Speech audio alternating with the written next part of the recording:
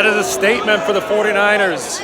34-3 leaving the field here after they beat Jacksonville. We just watched Chase Young and Brock Purdy and George Kittle run off the field. Thousands of 49ers fans, as you can see all above me.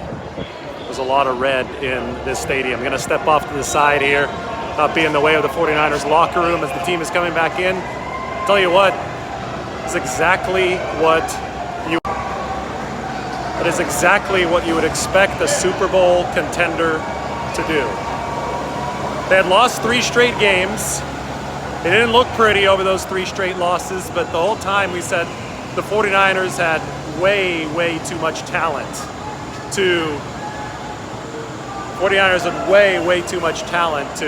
look the way that they did for a prolonged period of time. And today they came here against one of the NFL's best defenses. Jacksonville was ranked number 3 defensively, and the 49ers just completely squelched the Jaguars. Again, a 31-point win in the NFL should not be taken for granted. This was a statement for the 49ers in all phases of the game, starting with the defense, which lined up in a 5-man front. We talk about adjustments, right? The 49ers defense lined up in a 5-man front to begin this game on the first play. That front was in place because run defense had been a struggle for the 49ers. They wanted to make sure that Jacksonville would not be able to gain yardage on the ground. The 5-man front on the first play of the game set a tone. It dissuaded the Jaguars from running the football. Shortly after that, the 49ers accomplished a 3-and-out. Steve Wilks back down on the sideline, right? He had done that for Cleveland back in 2000 and I believe 19 when he was the defensive coordinator for the Browns. Well, today the 49ers defense responded both from an energy perspective and from a schematic perspective. The game plan was ready, right? The run fits were there. There were some struggles against screen passes for the 49ers, but for the most part, there weren't any struggles defensively today. They gave up only 3 points. One other big adjustment was Ambry Thomas moving to the slot corner. Well, Diomede Lenoir moved to the slot cornerback position, and Ambry Thomas took the outside corner position, which meant that Isaiah Oliver did not play defense for the 49ers. So they took out Christian Kirk, who had some catches, but in effect, they were able to neutralize Christian Kirk with Diomede Lenoir covering him. And then Ambry Thomas, of course, delivered the coup de grace when he forced that fumble from Christian Kirk late in the third quarter. So the 49ers defense did its job. They held Jacksonville to something like 4.4 yards per play. Awesome effort from them. Yes, Chase Young had a sack. Yes, this pass rush is overpowering. Nick Bosa had a really big game. Eric Armstead had a big game. 49ers had 4 takeaways in this game.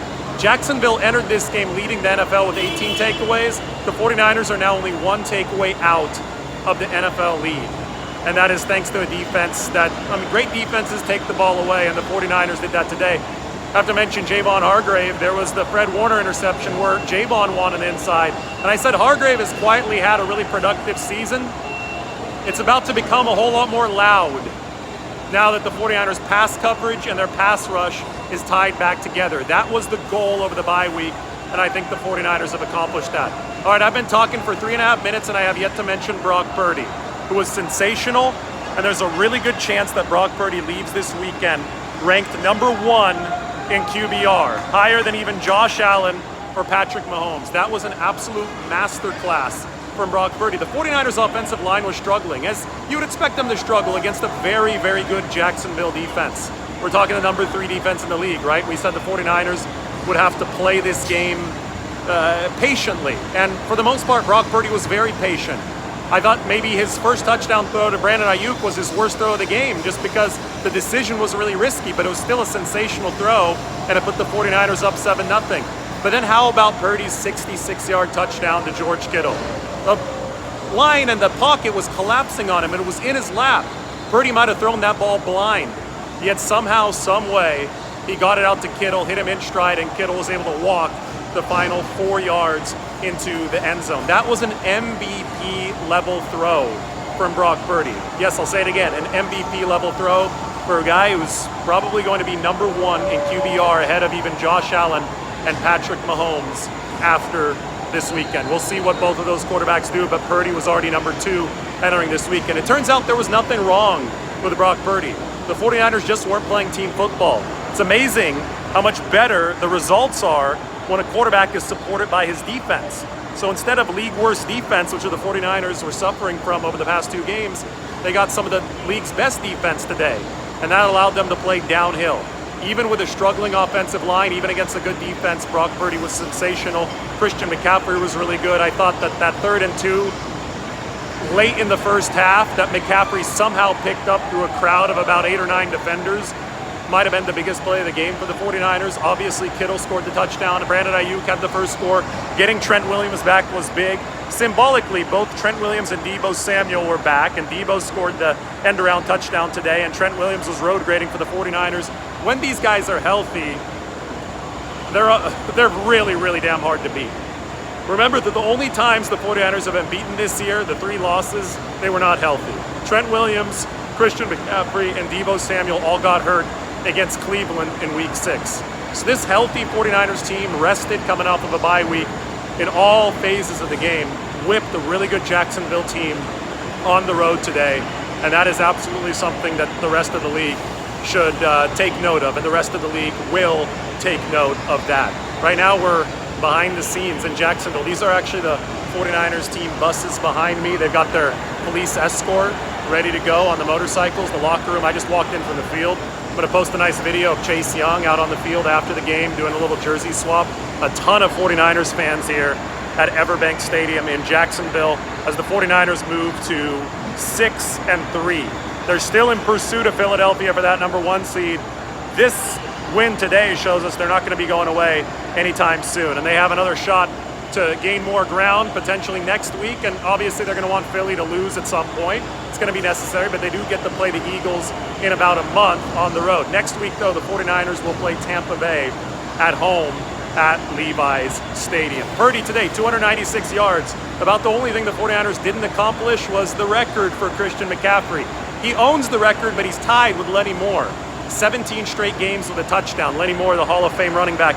They tried to keep McCaffrey in the game at the end and force feed him the football so that he would break the record and have sole possession of it, but they came up just short. So unfortunately, Christian McCaffrey is going to have to start a new streak. But how about the resounding debut of Chase Young? How about the excellent coverage in the back end for the 49ers? Charvarius Ward made a big pass breakup against Christian Kirk early. How about Ambry Thomas stepping up with, I think, the second biggest play of his 49ers career after the pick against the Rams in Week 18 back in 2021. How about Chase Young, first game as a 49er? Javon Hargrave. I thought Javon Kinlaw was really good today. Obviously Bosa, obviously Greenlaw, obviously Warner. If there's one thing the 49ers need to fix and go back to the drawing board for, it is the screen passes. There was one Jacksonville drive where they ate the 49ers up with screens, but to San Francisco's credit, they bent but didn't break, didn't allow a touchdown, and that's what complementary football is all about. Offense fuels defense, defense fuels offense, stop the run, have some fun. It was all operating in unison, and to boot, Mitch Wishnowsky even pinned Jacksonville back down at their own 1-yard line. So Wishnowski's been, I think, the 3rd best punter in the game this season. Jake Moody made his field goals today. This was an all-around effort from the 49ers. They'll get that screen pass stuff cleaned up, I would think, over the course of this week before Tampa Bay comes in.